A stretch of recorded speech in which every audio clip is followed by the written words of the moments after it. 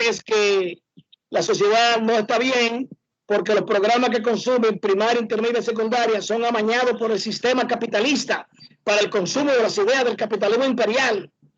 Entonces, quiere esto decir que ese conocimiento popular lo que hace es formar personas que no conocen la realidad y que pueden fácilmente lateralizarse con cierta facilidad hacia los vicios y a otro consumo, porque el conocimiento popular, que no es solamente saber del rayo o saber cuando viene la lluvia, sino también del niño que está en la escuela, pero que le permiten una muy escasa formación intelectual.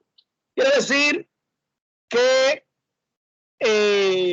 y el conocimiento de divulgación, que es el que llega al mundo entero a través de la imprenta, de divulgación teórica a través de la palabra, conferencias, divulgación práctica a través de los talleres, divulgación práctica a través de las imprentas, revistas, periódicos por el mundo entero, y justamente la computadora, la radio, la computadora y demás son mecanismos de divulgación de la ciencia. Por eso estamos ahora mismo enfrente de un aparato que nos ha ido ayudando sobre este asunto.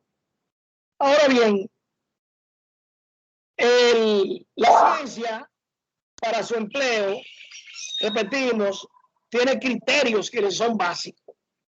Ya estuve hablando sobre la lógica formal, sobre los criterios de la ciencia, que entre ellos, un criterio tiene que ser obligatoriamente la observación, la repetición, la comprobación. O sea, un conocimiento tiene que ser repetible, tiene un conocimiento científico, porque la historia tú no vas a volver atrás, a volver a Francia. Observación, experimentación, observación, repetición, es decir, que son de los pasos que tienen que ver con los criterios de la ciencia. Ahora, esos pasos, la ciencia tiende a formar postulados, axiomas, leyes y teorías, o teorías y leyes. Los postulados son suposiciones que hacemos sobre un determinado evento. Un axioma es algo claro y evidente, pero que lo podemos utilizar. Sabemos que la clorofila le da color verde a las plantas, son axiomas que se pueden utilizar en la ciencia. Un postulado de la ciencia es la gravedad, es de Newton. Eso es una realidad.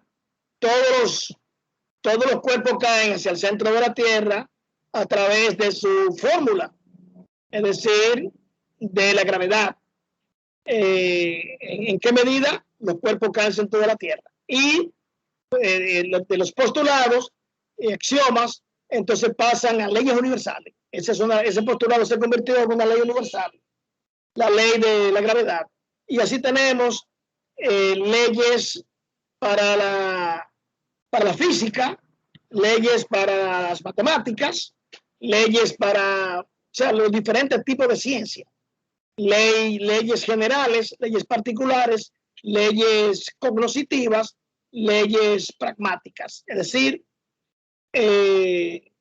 las ecuaciones diferenciales, las operaciones formales, aritmética, la operación formal es suma, resta, multiplicación y división. Aritmética se convierte en leyes universales. 2 más 2 igual a 4, y 4 más 2 igual a 6, y 10 menos 4 igual a 6. Es decir, cómo del campo cognitivo al campo simbólico, que es el número, al campo de la realidad. Es decir, que repetimos, desde la especulación, desde el postulado al axioma a la teoría, y de la teoría a la ley. Dijimos que la teoría es el conjunto de informaciones que permiten, mediante procedimientos, llegar a una ley determinada, aplicable y demostrable. Entonces tenemos la teoría de la relatividad, la teoría del campo magnético, La teoría de los ovnis, la teoría son teorías que podrían convertirse en leyes cuando sean, repetimos, a través de los postulados de la ciencia, demostrable, observable, y demás. Entonces, esas teorías. Entonces, el pensamiento, hemos dicho que tiene todo un proceso para su ejecución, del cual ya hemos hablado. Ahora, ¿qué forma al sujeto después de haber conocido todos estos datos que hemos dado históricos, metodológicos, científicos, escolásticos? ¿Qué es lo que forma, a final de cuentas, en el individuo? La conciencia humana. Mira que la palabra dice conciencia. ¿Qué te está diciendo? Acompañado de la ciencia. Tú estás consciente que compraste una casa. Míralo ahí el documento. Yo fui hasta el sitio. Quiere decir que hubo un proceso en el que yo usé un dinero, fui a una compañía, me llevé a una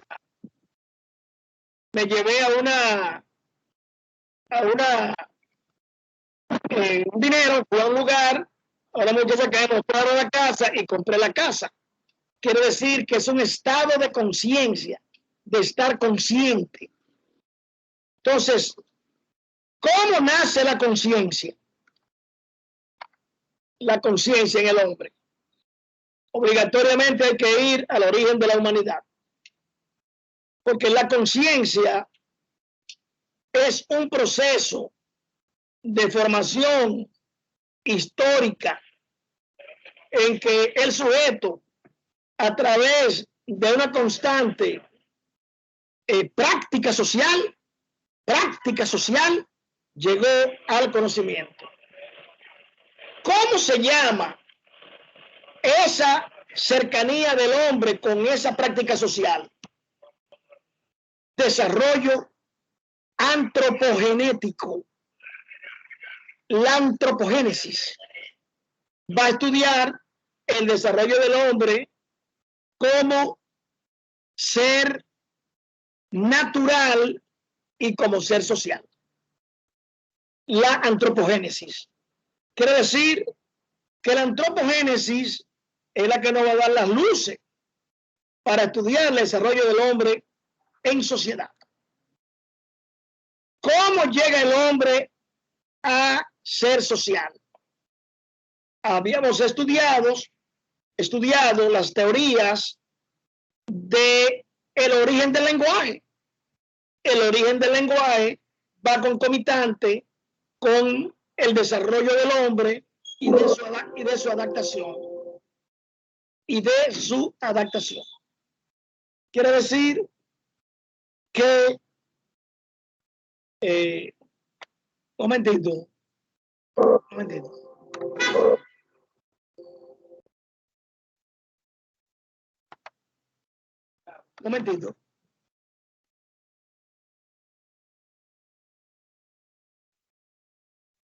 Problemas técnicos.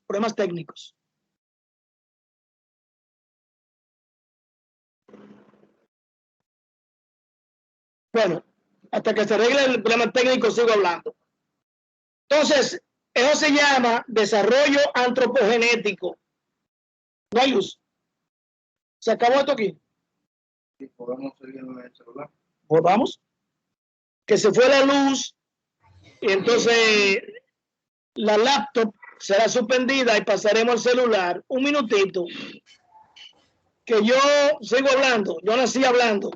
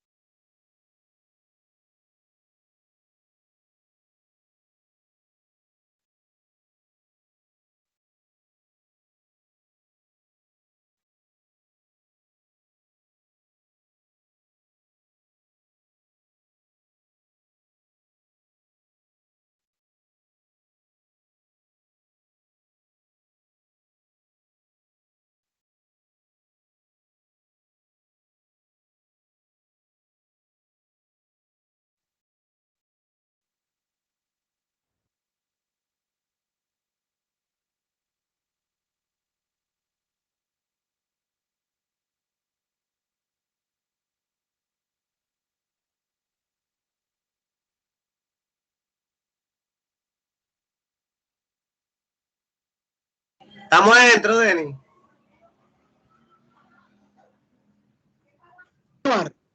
Ah, pensé Estamos que dentro. Que continúe, me dijeron ya, porque Muy fue bien. un apagón que hubo.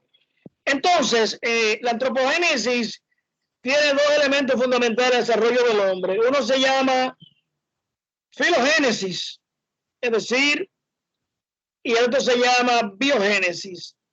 En la filogénesis, el desarrollo del hombre, hemos dicho, como ser social y como ser histórico. ¿Cuáles son los antepasados de ese hombre del que hablamos para la práctica social?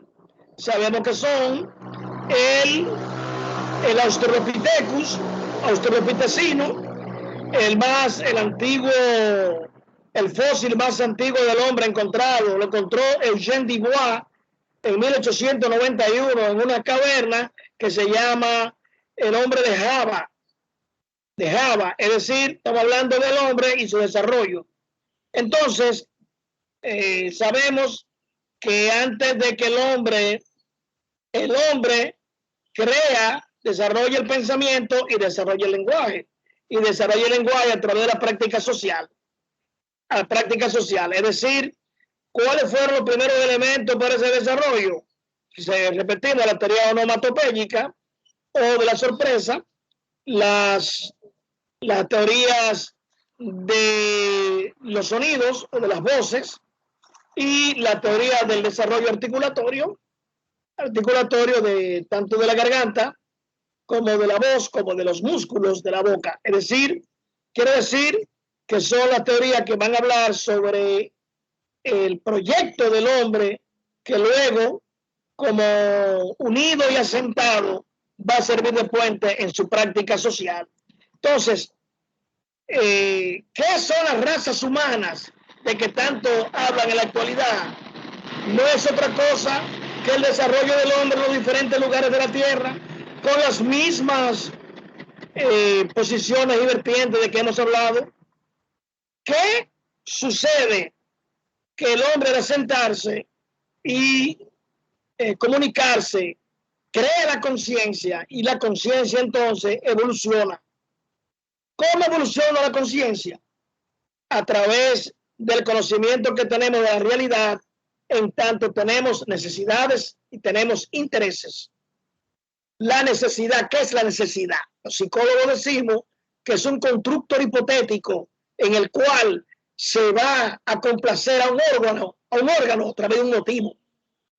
La necesidad necesita del motivo para poder complacer la necesidad orgánica, el hambre, el sexo, el sueño, orinar, es decir, la evolución de la conciencia a través de las necesidades. Sabemos que las necesidades son primarias, secundarias y terciarias. Conocemos muy bien eso con este muchacho, con Abraham Maslow. Y el desarrollo histórico de esa conciencia tiene mucho que ver la motivación. Profesor, disculpe, una de esas necesidades es la del receso. Que hay un recesito por ahí. Yo pensaba darle hasta las 12 e irnos. Ah, no, pues dale para allá. Go ahead. Ok. Está bien, maestro, está bien. Claro. 11, 11 y medio, 12. Yo lo encuentro muy bien. Porque de esa manera, perder media hora, 20 minutos y luego para volverlo a recoger mentalmente, recoger académicamente, es un poco difícil. Mientras que estamos dándoles seguido, pues dámosle seguido hasta ahorita. Si los estudiantes que me paran en la calle, todo tipo de profesionales, me saludan con mucho, porque ya yo me voy, ya mi último año es el que viene, 30 años ya casi, y casi 20 en la escuela secundaria y liceo. Son 50 años que hay de entrega a la humanidad. He sido profesor de casi todas las cosas teóricas. Y bien, seguimos para acá. Entonces, ¿qué es? O sea, la práctica social del asentamiento social del hombre crea necesidades. el hombre no solo necesita de la realidad externa en que se ve imbuido, comer, beber y demás cosas, sino que también necesita del acercamiento psicoafectivo hacia los otros miembros del grupo en que se encuentra. Desde el punto de vista antropológico, sabemos que esos grupos se encontraron en África del Norte, por Nigeria, se encontraron en la India, se encontraron en China, Mesopotamia, esos grupos primarios de los cuales emergió la sociedad y de los cuales emergió la cultura en cada grupo. O sea, colectividad, sociedad, cultura. Cultura, motivación. Motivación, motivo. Medio, agrupación. Entonces, quiere decir que las necesidades forjaron al hombre a la creación no solo de la lengua, sino del agrupamiento. Y eso dio como resultado la formación de la sociedad. Entonces, la motivación tuvo su desarrollo histórico en relación a lo que podía motivar a cada grupo en su momento determinado. Dice Potopnia, un famoso escritor soviético, que la conciencia de los seres humanos está sujeta a niveles. Entonces, hay un nivel de conciencia instintivo y hay un nivel de conciencia en desarrollo. Por instinto, el sujeto, por la defensa de su hogar, de su familia o de la comida, puede llegar a matar, porque lo motiva una situación muy extra. Pero en la Potopnia dice que hay también niveles de desarrollo de la conciencia a muy elevados estratos, que son los que tienen que ver con la motivación de escribir, la motivación de crear, el científico en el laboratorio, el escritor en la biblioteca, el novelista en la montaña, el poeta delante del lago. Potopnia dice que no solo la conciencia lo que recrea al hombre y lo establece como ser social, sino que también tiene sus niveles de conciencia, y eso es muy interesante para el desarrollo social de la sociedad, y eso es muy interesante para el equilibrio social y de qué manera nosotros legamos a la sociedad un patrimonio que se pueda repetir. Potopnia dice que un nivel de conciencia incipiente y un nivel de conciencia avanzado. Levi-Bruhl establece una ley que se llama la ley de la obligatoriedad de la sociedad. Ustedes leyeron el libro mío anterior, Los muros de la palabra, y en el capítulo 1 decía que Adorno decía que nadie sabe quién es si no se lo ha dicho otro. Ahí lo tienen, que nadie sabe quién es si no se lo ha dicho otro. En el sentido de que el hombre se complementa con la existencia del prójimo. El carácter social de la presencia del individuo en la sociedad. Es decir, entonces Levi-Bruhl establece lo que se llama el carácter social del hombre como ser social. Estamos obligatoriamente a defender la especie, a estar congregado en la especie, estar segregado en la especie, porque ha sido un desarrollo histórico evolutivo que ha tocado grandes niveles y grandes esfuerzos. Entonces, la sociedad, el desarrollo social va de mano con el desarrollo de la conciencia. Por eso, al que roba le dicen, tú no eres consciente, tú no tienes conciencia.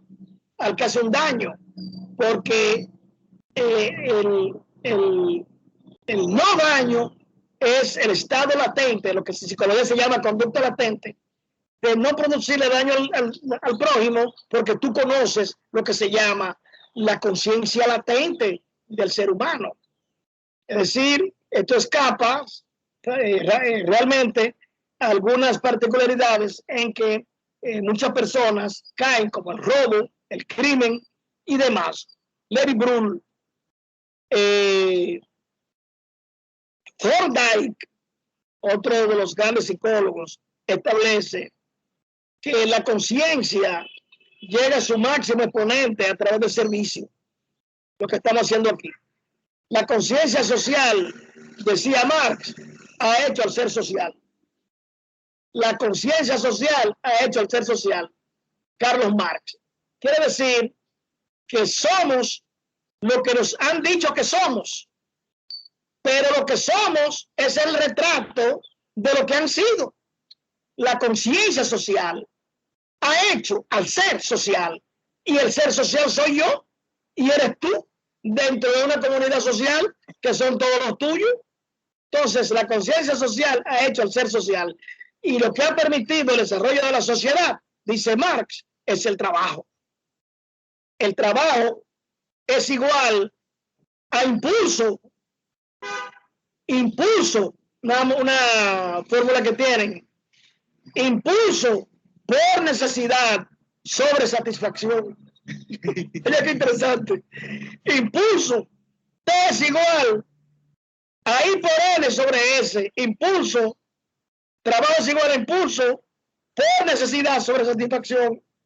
Interesante. Es decir, de qué manera se desarrolla la conciencia en relación a las motivaciones y demás. La teoría de Thorndike quiere decir que el desarrollo del sujeto dentro de esta categoría entra entonces al desarrollo de un elemento que forma al hombre, que es la personalidad. Dice Schultz, un famoso psicólogo norteamericano, su libro se llama Teorías del Aprendizaje. Dice Schultz que la personalidad es un proceso que se da en el hombre a través de los elementos biogenéticos y a través de los elementos de la praxis social, oye bien, impulsado por una práctica reforzante. O sea, que la personalidad viene dada en el gen y viene dada por lo que aprendemos. Pero tiene que haber una práctica social que te premie. Se llama reforzante. Esta maestría, ¿qué significa para usted? Un aumento de la característica de su personalidad, aumento económico, aumento social, respeto social y estímulo interno psicológico de haber hecho y aprendido esta 20 o 30 materias con tanto empeño. Quiere decir que la personalidad, y lo dice Schultz muy bien, es un componente psicológico, o sea, un desarrollo de los elementos biogenéticos y los elementos psicosociales que le permiten actuar de una forma determinada a través de un premio, de una práctica reconfortante, es decir, un estímulo reforzante. ¿Por qué se caen a veces las familias? Porque usted no estimula a los hijos, no estimula al muchacho, una práctica reforzante que es obligatoria. Quiere decir que de todo eso aparece en el desarrollo de la personalidad. Quiere decir que si tú lo ves claro, hay dos elementos que van juntos. ¿Cuáles son? Lenguaje y pensamiento. Y hay dos elementos que van juntos. ¿Cuáles son? Personalidad y práctica social. Hay dos elementos que van juntos, que son lenguaje y pensamiento. ¿Qué es el lenguaje? La envoltura del pensamiento. ¿Quién apareció primero? Entenderíamos que desde el punto de vista de la genética, las estructuras biológicas, pero ni pensamiento ni lenguaje son preexistentes. Es decir, hay un elemento natural que fue preexistente a la existencia tanto del pensamiento como del lenguaje. Porque el pensamiento, hemos dicho, es el desarrollo de todas aquellas estimulaciones que llegan a formar la imagen. Tuvo que haber una plataforma para que sucediera eso. Es decir, y el lenguaje concomitantemente fue la necesidad de expresión de la cohabitación, de la práctica social, lo que le permite poner nombre a las cosas y decírsela a los demás. Ahora, a través del tiempo, el sujeto como ser social necesita ser reconocido, y ese reconocimiento, ¿dónde va? Al desarrollo de la personalidad. ¿Qué es la personalidad? Gen más sociedad. Gen más sociedad igual a P. O sea que la personalidad tiene un elemento biogenético y tiene un elemento de práctica social obligatoria para su desarrollo, y debe ser reforzado, práctica reforzada a través de la premiación. Entonces, ese pensamiento que guía a ese científico, repetimos, puede ser ese desarrollo personal que es intuitivo, pues el pensamiento puede ser a corto tiempo, que se llama inmediato. Se está quemando la carne, bajo rápidamente el cardero, pensamiento inmediato. Puede ser mediato, cuando yo tenga 40 años, yo tengo 20, me iré a las estepas de Rusia. Es un pensamiento mediato. Es decir, pensamiento inmediato, el que utilizo con un tiempo mínimo para su acción. Conocimiento inmediato, pensamiento inmediato, aquel que utilizo a grandes escalas para su ejecución. Lo que pueda pasar en el centro puede variar muchísimo. El pensamiento inmediato, pueden ser teóricos y pueden ser prácticos. Pueden ser teóricos si lo dejo a la iluminación, a lo que algún día puedan pasar, o puede ser práctico si lo presento en ejecución. Ahora, ¿pueden los pensamientos trastornarse? Sí, porque el cerebro está formado por lóbulo frontal, que se ocupa del lenguaje, dos parietales, que se ocupan de las emociones, dos occipitales, parietales y occipitales. Las occipitales se cargan de la creatividad, del ingenio. Quiere decir, ¿cuáles de esas partes del cerebro son estimuladas? Dependerá en el tiempo y en el espacio y lo que pueda ocurrir de inmediato. ¿Cuánta gente por la pandemia se suicidaron? Muchos. ¿A qué nivel estaban de las emociones? ¿Qué dominio de las emociones tenían? No sabemos. ¿Preparó la sociedad para esas emociones? No. Oye bien. Entonces, ¿qué se presentan? Las patologías del pensamiento. ¿Qué son las patologías del pensamiento? Trastornos que se producen en el pensamiento, producto de una mala práctica social, para no decir accidente, que lo sabemos, un accidente, un disparo en la cabeza, un batazo en el cráneo, puede producir patología. Eso es otra cosa. Pero también le pueden producir las patologías, los problemas con que el hombre se enmarca dentro del contexto de su relación social. Ejemplo, la esposa se le fue y se quedó solo y él no lo esperaba y se llevó a los 2 niños y se fue para Alemania, y ahora eso puede producir tremendos desvíos del pensamiento que se llama trastornos de fuga de ideas o trastorno de ideas fijas.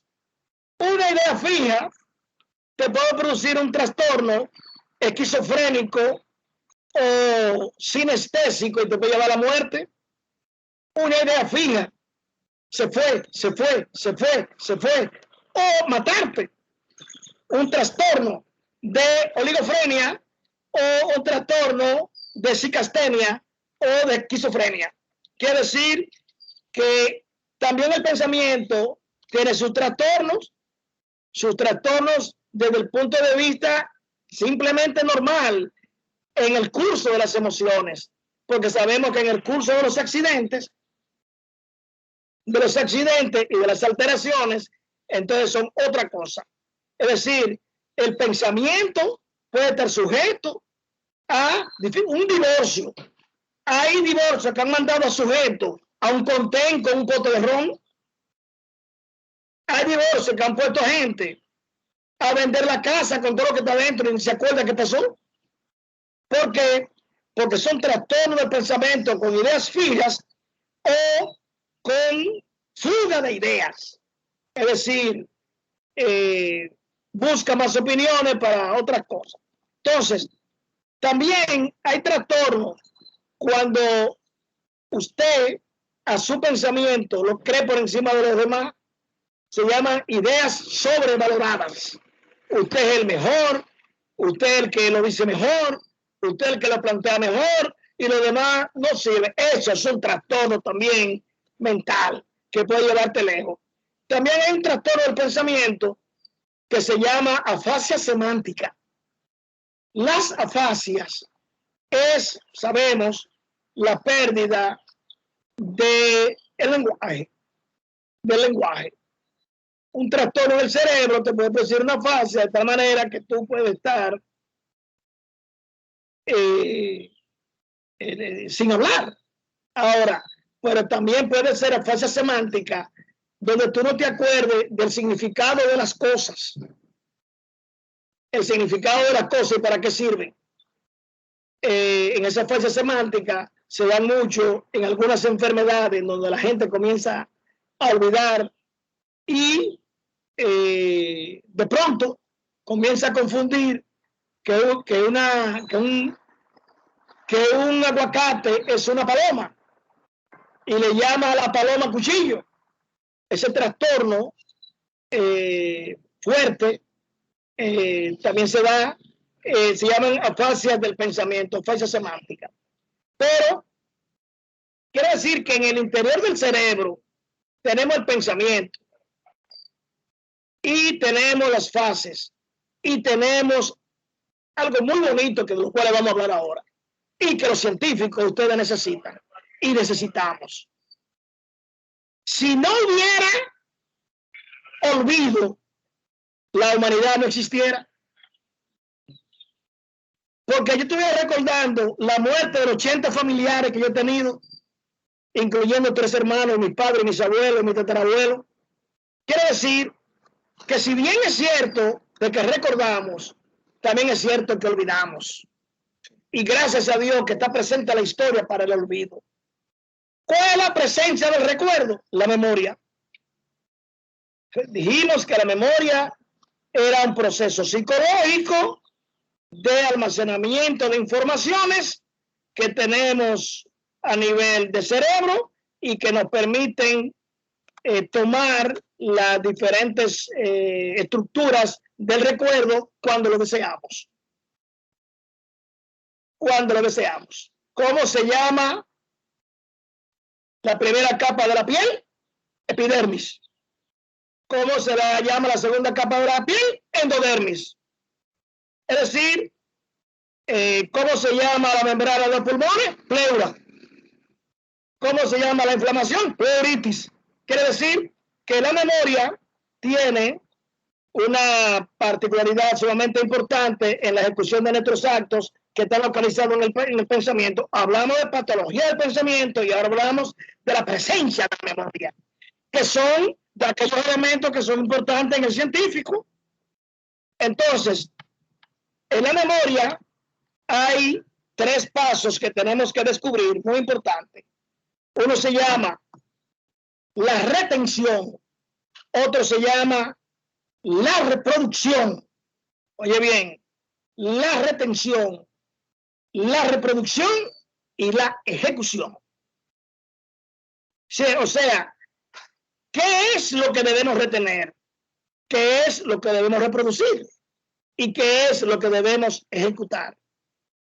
Por eso, las sociedades más organizadas plantean y educan mucho a la gente en esto. En Alemania, tú ves que una cantidad de alemanes caminando y no se oyen. No se oyen. Los pasillos de la Universidad de Alemania no se oyen. Sin embargo, aquí 3 muchachos en la Facultad de Derecho hacen el ruido de media república. Es decir, cómo se plantea la memoria, la palabra, la conducta, la actitud y el sujeto. Es decir, qué planes, y esto que hay otras que son más ruidosas, porque Haití es una herencia de África y el ruido es inmenso. Eso tiene que ver también mucho con el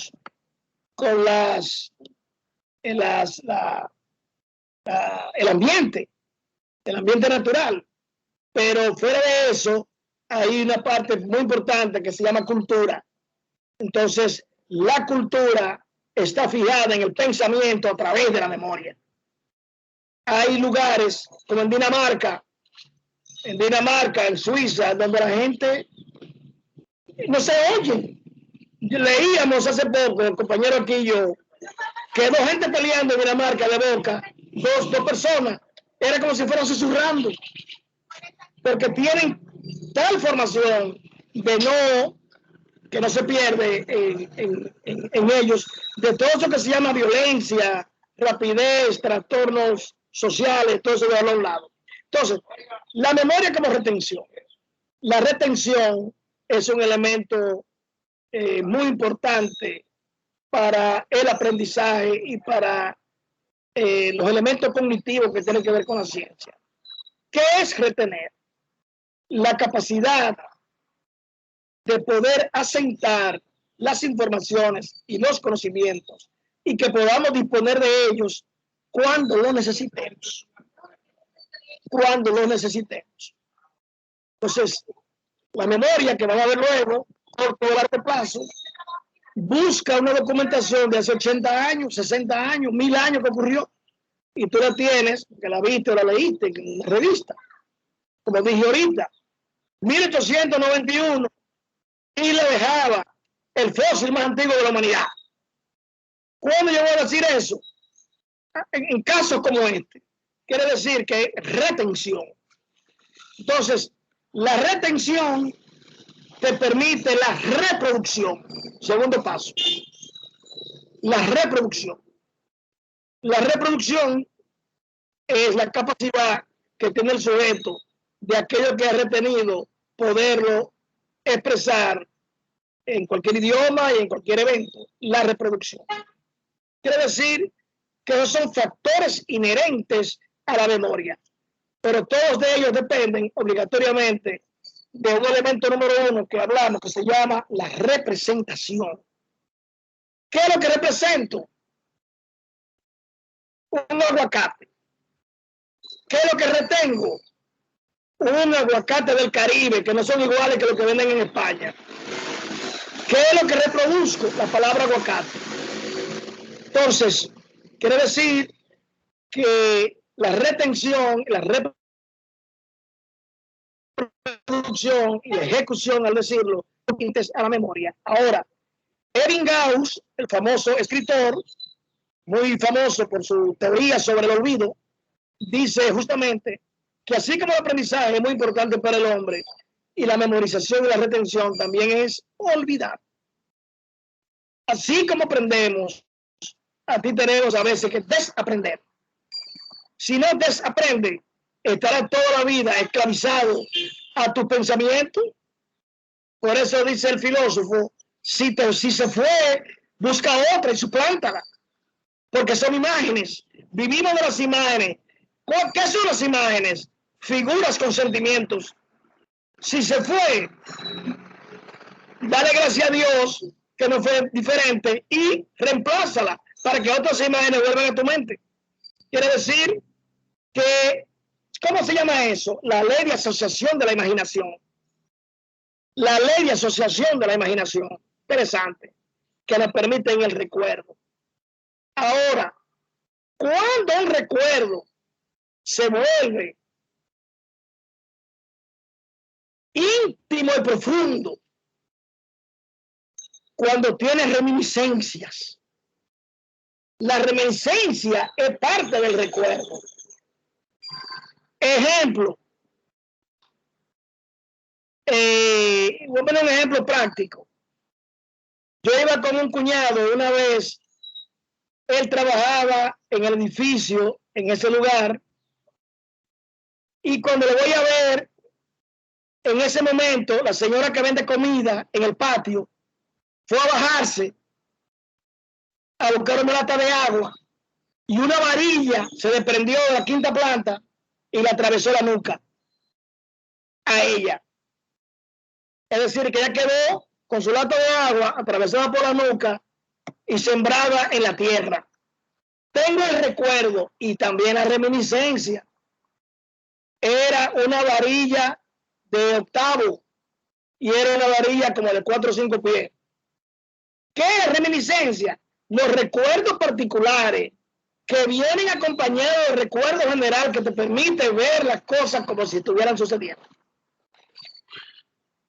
Entonces, quiere decir, así como existe el olvido, existe el recuerdo y también la reminiscencia. Lo que quiere decir que la memoria entonces se puede clasificar. ¿Y cómo se clasifica la memoria? Bueno, hay memorias que te permiten el ciclón. ¿Qué está viendo? Todo moviéndose. ¿Cómo se llama? Memoria motriz. Los carros de la Duarte, que es la capital. El muchacho que corre. Uno que corren con patines dentro de los carros. La motricidad de la memoria. La memoria también es gráfica. La memoria mía es muy gráfica. Lo que miro, lo fotografío con la cabeza, con la memoria. Es decir, una memoria gráfica. Por eso hay gente que dice, habla, pero no sea tan gráfico, porque lo van diciendo con las manos. Van diciendo con las manos. Una memoria gráfica. Pero no sea gráfico, porque te están mirando. Está haciendo cosas que te están viendo los demás, que son probablemente no morales. Deja eso. Es decir, memorias gráficas. Los científicos, como este que tengo aquí al lado, se llama memoria lógica. Utiliza la ley del pensamiento para despejar las ecuaciones diferenciales. Y hay otra memoria que yo la considero muy importante. La memoria afectiva. Tú dices, pero no me ha hecho nada, pero no me cae bien. No he tenido ningún tipo de acercamiento. Y tú dices desde ya que los movimientos y formas de esa persona no te llegan. Y tú dices, no me lo presente. ¿Qué tiene? Una memoria afectiva. Razones que tú no conoces al sujeto. Y desde ya tú le estás descalificando. O a ella no le gustan los hombres bajitos y gorditos y sin cuarto menos. Es decir, memoria afectiva. Es decir, ella quiere un hombre como este muchacho que está aquí, de la barba, de los lentes, hermoso, estudioso, el nombre de cómo se llama, Digi, aquí, Dori. No se ve. David Jorge. Joven, con su barba, con David. Es decir, una memoria afectiva. Afectiva, un muchacho prometedor, que no le va a decir que le va a regalar una jipeta de 2 millones, pero un carrito de 150,000, de 200. Quiere decir, una memoria afectiva. Es una clase linda, una clase organizada para ustedes especialmente. Entonces, en esa memoria afectiva entramos todos. El profesor ni te mira, tú crees que le caes mal, es un asunto de su afectividad, que guarda en el centro de su cabeza una serie de experiencias que no le son viables a tu persona o a la de él. Entonces, también la memoria se enferma. Oye esto, también la memoria está sujeta a enfermedades. Así como recordamos, así como olvidamos, así tenemos dificultades en los recuerdos. Entonces, esa memoria afectiva termina, o las memorias terminan en irregularidades. ¿Cuáles son esas irregularidades? ¿Por qué son? un accidente, consumo de drogas, alcohol, hambre,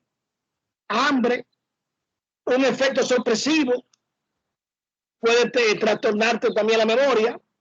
Entonces, ¿cómo se llama la desaparición del recuerdo? Amnesia. Quiere decir que la amnesia, cualquiera que sea la razón, un cáncer, un tumor, un batazo en el cerebro, el consumo indiscriminado de drogas, te pueden producir una reducción del recuerdo. Ahora, si esa reducción es bajita, casi todos los hombres que pasan de 50 años, gracias, comienzan a olvidar un poco. Como que no parece que yo lo tengo, pero todos los hombres después de 50 años comienzan a olvidar un poquito. Y por eso a veces mi abuela buscaba el jarro en la cocina y lo tenía en la mano. Ella buscando el jarro en la cocina, la abuela mía, yo con 10 años, 15, ella con el jarro en la mano. Eso se llama hipoamnesia. Una amnesia, pero bajita. A veces tú guardas el dinero en un libro, tú no sabes cuál libro. ¿En qué libro metiste los 3,000 pesos? Quiere decir que hay una amnesia, pero bajita, porque tú estás recordándolo todo, pero no recuerdas en qué libro metí yo este dinero de estos 300 libros que hay aquí. Nos ha pasado a todos. Yo recuerdo que coloqué un día un documento a plazo fijo de reserva, que no era mucho, era como 50,000 pesos, hace como 20 años, y no recuerdo el libro. Y miro todos los libros, que son más de 500, y no recuerdo en qué libro enteré yo esto. Y no tengo tiempo de estar revisando en qué libro metí yo esos documentos, que también está por 100,000 ya. Hacen como 15 o 20 años de eso. Entonces, se llama hipoamnesia. Hiperamnesia lo vemos ya la gente de 80, 90 años, que nada más te mira y te dice, Andrés, cuando tú eres Antonio. Andrés, cuando tú eres Eusebio. Quiere decir hiperamnesia, una amnesia superior. Y paramnesia son paramnesia, más allá de la amnesia, que son intermitentes. Hay gente que olvida por tiempo y por tiempo no olvida. Por tiempo olvida y por tiempo no olvida. Ahora, ¿quiénes no olvidan nunca? ¿A qué no me dicen quiénes no olvidan nunca? Las mujeres. Nunca olvidan.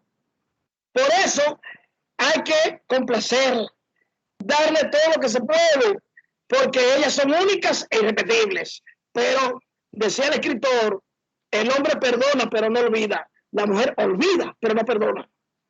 De ella olvida eso. Sigue ahí. Perdona, ¿eh? Seguimos.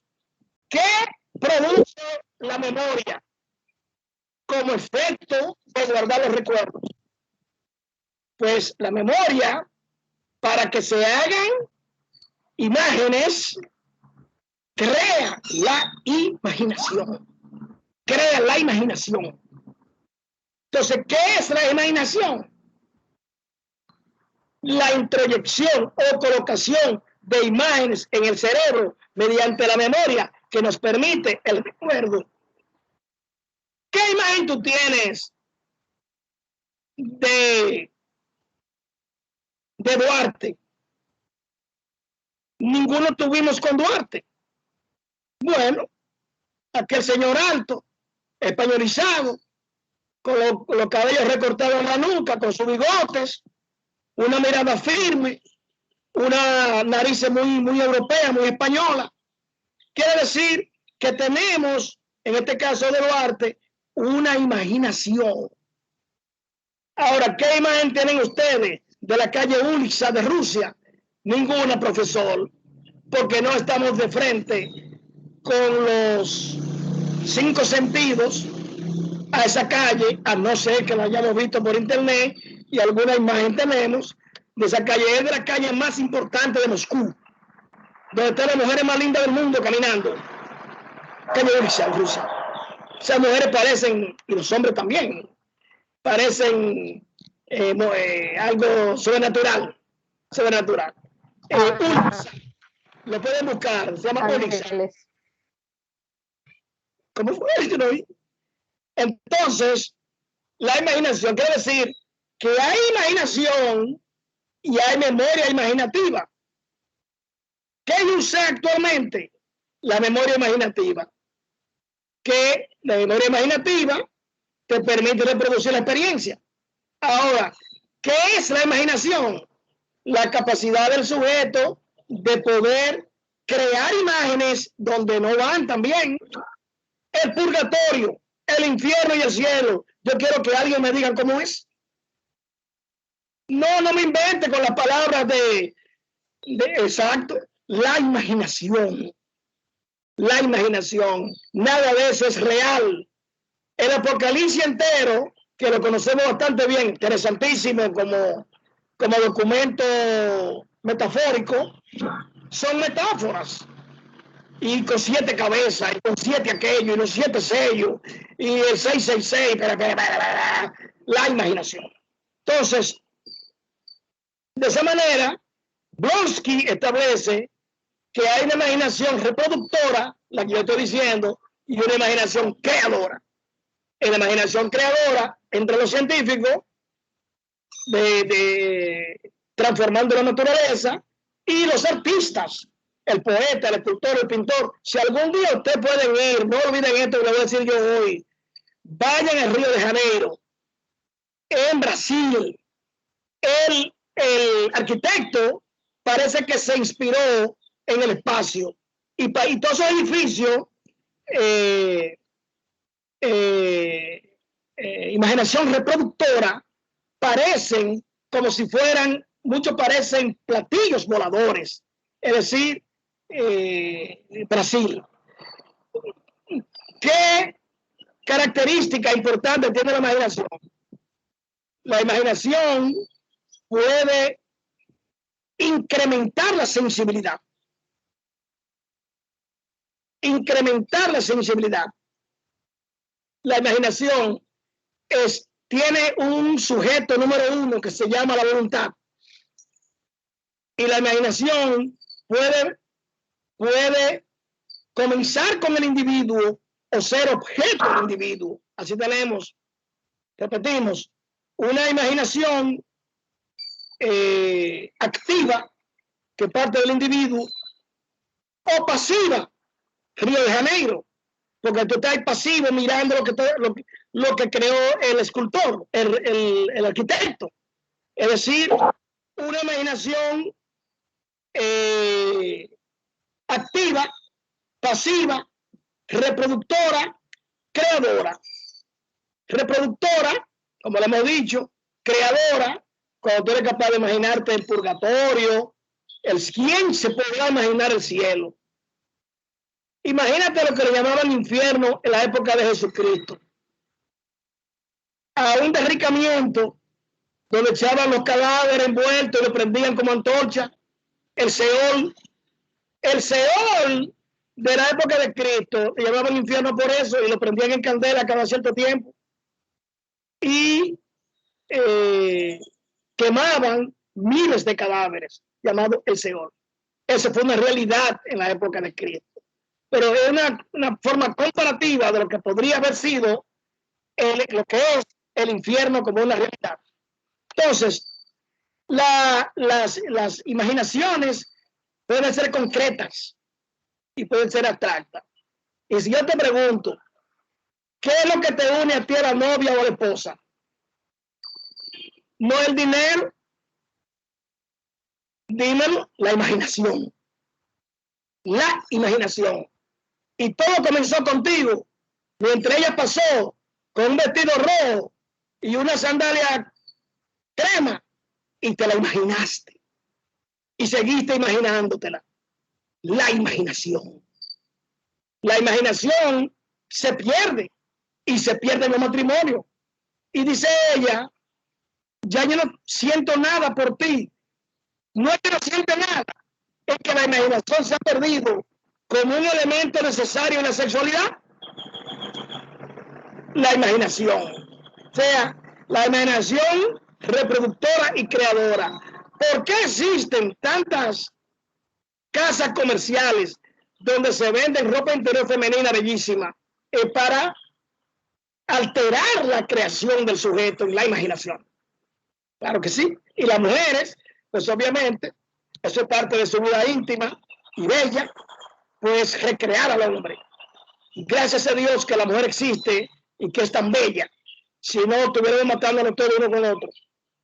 Es decir, la imaginación también es concreta y es abstracta, dijimos. Es concreta en relación a lo que yo puedo pensar sobre algo.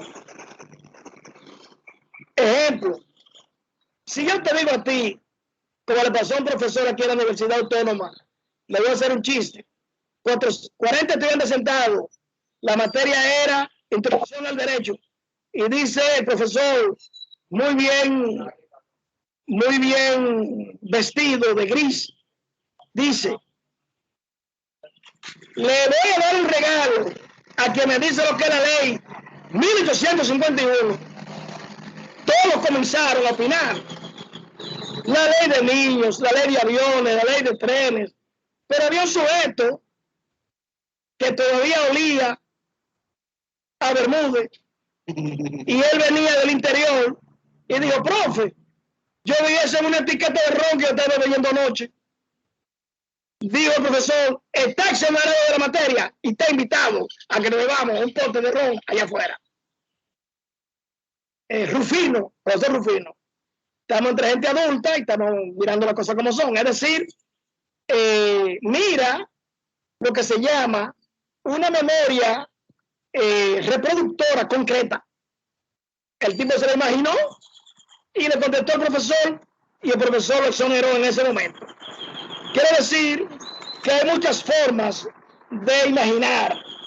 Yo estoy contento con esta clase, pero yo quería algún día hablar sobre la imaginación, de la memoria. He hablado mucho tiempo, he hablado muchas conferencias sobre eso, sobre la imaginación. Ya casi nos vamos, ya casi nos vamos. Quiere decir que la 11:40, que la imaginación tiene un fundamento muy importante dentro de la memoria. Ahora, la imaginación puede alterarse. ¿Cómo se llama una alteración de la imaginación? La ilusión. El tipo está enamorado de una mujer bonita que tiene 5 muchachos y es millonaria. Ilusiónate. Ahora, ¿cuál es la patología más grande de la imaginación? La enfermedad, la obsesión. Pero llevaban una vida tranquila, una vida bien. ¿Qué le pasó a él que la mató de esa manera? En un momento determinado se presenció la obsesión. O sea, él estaba obsesionado, que ella estaba viviendo con un sujeto que todos los días se paraba y vendía carambola. En el pensamiento de él, hipertrofió el pensamiento en su memoria y se obsesionó de que ese hombre estaba con su esposa. Quiere decir que así como la memoria se altera, la imaginación también. Y la imaginación entonces tiene escalas superiores que pueden ser la ilusión y la obsesión. Ahora, en los artistas plásticos es muy interesante esas alteraciones, porque dices tú mirando el cuadro, ¿y cómo puede ser que este artista haya hecho esto?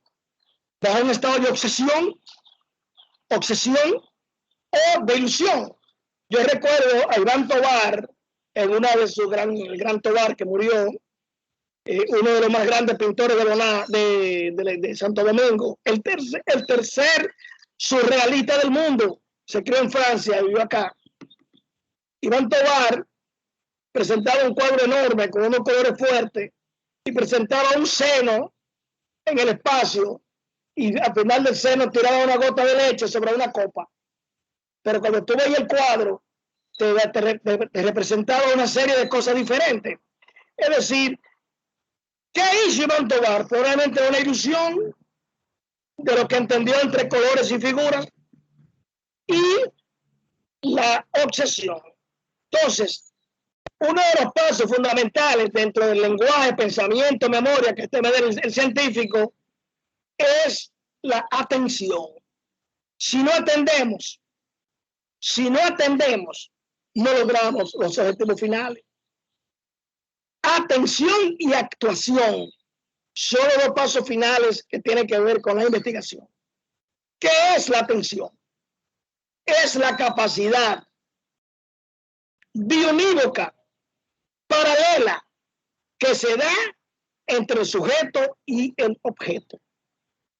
Oye, muchacho, pero atiende, porque no está sentado, pero está muy lejos su pensamiento de ahí, no está atendiendo. La atención es parte fundamental del trabajo científico y del trabajo social. La atención. Y se define como la capacidad que relaciona al sujeto con el objeto en relación a un propósito determinado y alimentado a través de la motivación. Por esa película que yo no veo, porque al no gustarme no la voy a tener, a atender. O sea, atención. O lugares que no visito. ¿Por qué? Porque mi atención no va a estar dedicada a ver muertos, a no ser algo muy especial que sea tu padre. Es decir, la atención. O lugares muy destruidos que te van a producir imágenes que no te van a producir la ilusión agradable, sino ilusiones altamente desagradables. Es decir, la atención. La atención puede ser voluntaria y puede ser involuntaria. Cuando la atención es voluntaria, como su nombre lo dice, son aquellos que dependen del sujeto hacia el objeto, que dependen mental, sensorial y socialmente del sujeto hacia el objeto. Es decir, una atención completamente activa y voluntaria. Hay gente que nunca ha ido a una exposición de pintura. ¿Por qué? Porque no son de su competencia y de su agrado. Jamás atenderán, pondrán atención a eso. Hay gente que no le gustan los números y lo ven como un rechazo. Entonces, una atención activa y una atención voluntaria. Una atención involuntaria es cuando te llevan obligado a un discurso de un presidente, porque a lo mejor ahí quizás te van a dar un empleo. Tú estás ahí presente, pero involuntariamente. Involuntariamente. Es decir, pero la atención tiene un rasgo psicológico muy importante de una hipertrofia del pensamiento, que es que de tanto atender tú te pasas. Se llama contemplación. Los santos en la iglesia, los que se hincan de rodillas en la iglesia de manera muy profunda, pensando en Dios, no solo están ilusionándose y pensando, están contemplando. Esa contemplación de ese Jesucristo que está en el altar, que está de yeso, pero él lo ve como si estuviera vivo. La contemplación. Es decir, mira, pero claro, existe la memoria voluntaria e involuntaria, existe la ilusión, existe la obsesión y existe la contemplación. Cuando hay problemas en un matrimonio pesado, cuando tú pasas de la ilusión a la contemplación, se puede querer, pero no demasiado. Te lo dice un psicólogo. Puede querer, pero no demasiado. La ilusión, sí. La contemplación, no es ninguna diosa. Es un decir, ¿verdad? Es un ser con todos los defectos de los demás que hay que sobrellevarlo. O parte de ello, la contemplación. Quiere decir que todo esto es interesante dentro del mundo científico. ¿Qué es lo que lleva a un científico a la acción? El propósito. ¿Y de qué tiene el propósito? De ilusiones. De ilusiones. ¿Cuál ha sido su última ilusión de usted de ahora? Graduarse. Y le voy a decir un secreto. No dejen la tesis para luego. Háganla inmediatamente. Porque vas a hacer, míralo ahí, la contemplación. La contemplación. Van a hacer sujetos llenos de dificultades sociales, de compromisos, salgan de eso de una vez. Y si alguno quiere que yo le ayude en una de esas tesis, me gustaría que fuera algo ligado a pensamiento, a filosofía, a psicología. Si alguno lo decide. Yo dirigí una de inglés a un muchacho que él trabajó en lengua, estrategias del profesor para hacerle comprender al alumno, para mayor comprensión del alumno del idioma inglés. Esa la dirigimos hace como 7 u 8 meses para atrás. Y si usted desea o decide, podría contar conmigo en ese sentido. Es decir, está basada, dice que la historia de un anciano, no sé qué cosa. Es decir, quiero decir que interesante nuestra clase de hoy aquí en el patio de la universidad, abierto y verde. Estoy en la entrada de la UAS, la entrada lateral, no la de la Gómez, sino la que va a Palmar. El aula magna, el alma mater. Estamos aquí en el patio, en 2 sillitas. El Cuachimán me permitió dándole las gracias infinitas por este trabajo. Entonces, quiero decir que hoy han oído cosas muy lindas y muy buenas que tienen que ver con el método, la metodología, la ciencia, el hombre de ciencia, la historia, la antropogénesis, el recuerdo, la memoria, el olvido, las alteraciones, los trastornos, la ilusión, la contemplación. Tenemos las 12 menos 15. Si quiere lo dejamos ahí.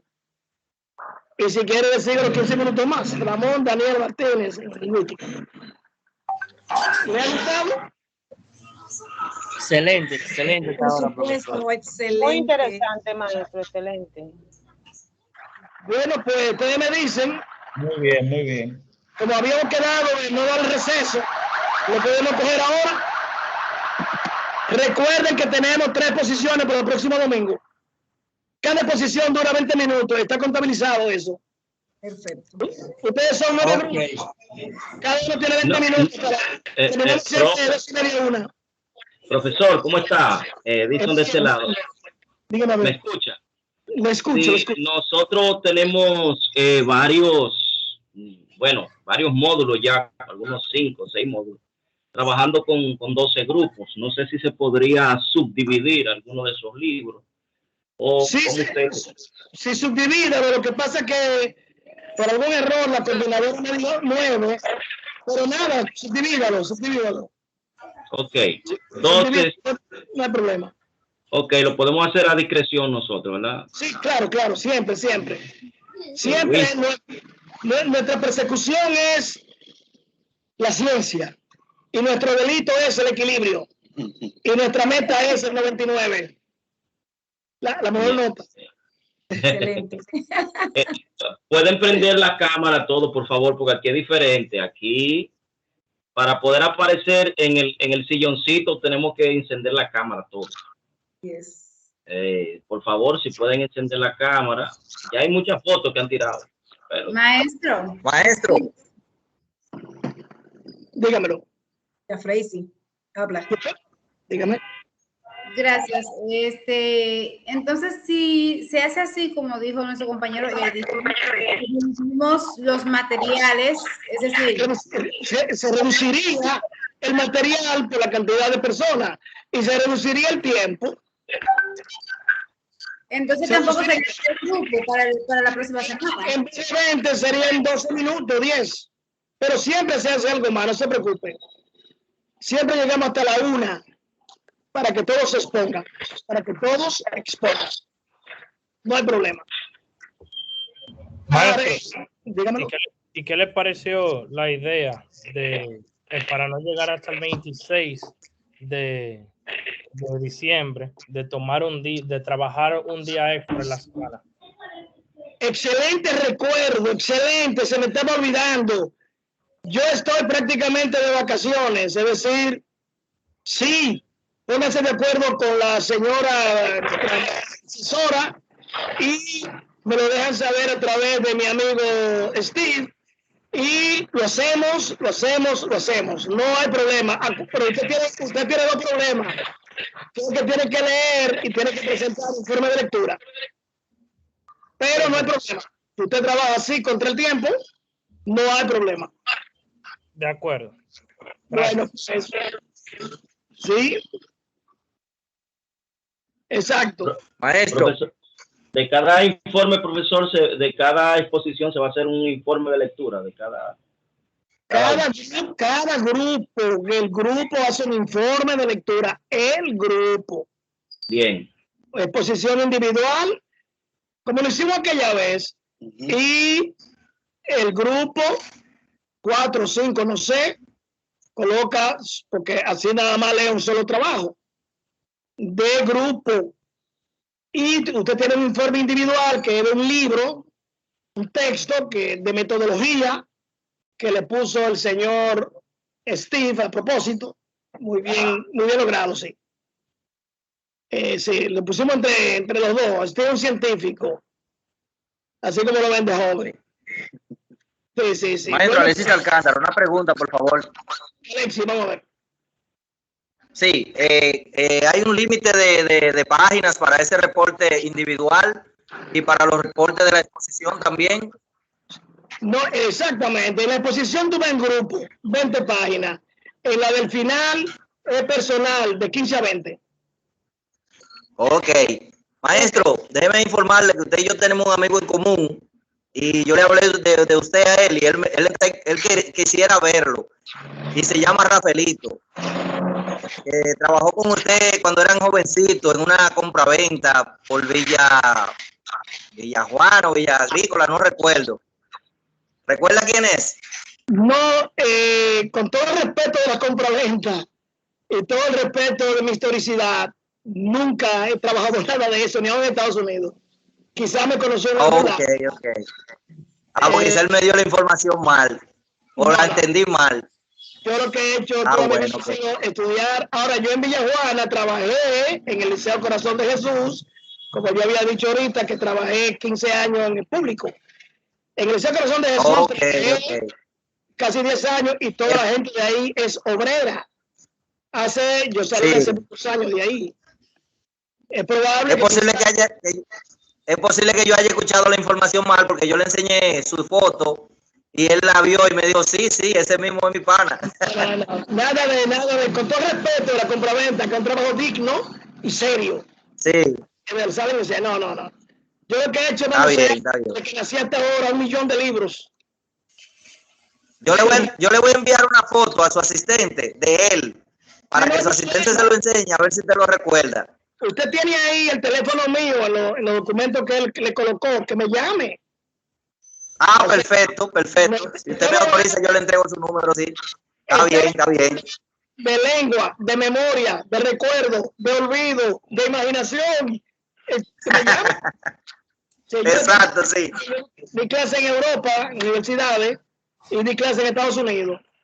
Mientras hacía el doctorado en Europa, tuve que dar clase también. Y aquí, 40 años, más de 40 de clase aquí. Sí.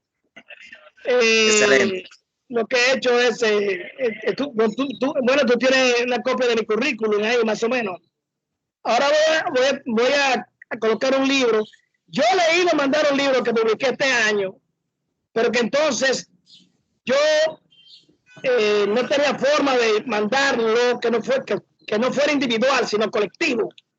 Oye, qué interesante, el libro se llama La lengua, arquitectura del pensamiento.